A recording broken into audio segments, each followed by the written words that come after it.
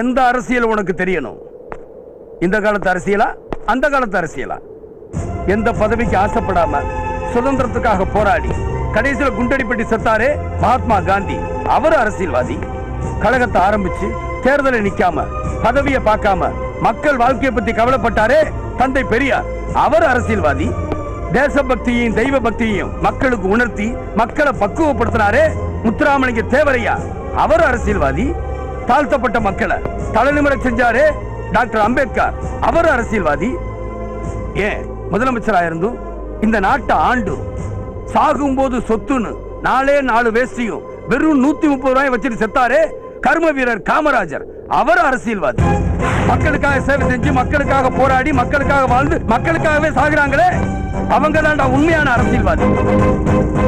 ஆனா நீ மக்களை ஏமாத்தி மக்களை முட்டாளாக்கி கள்ள ஓட்டுலயும் குறுக்கு வழியிலையும்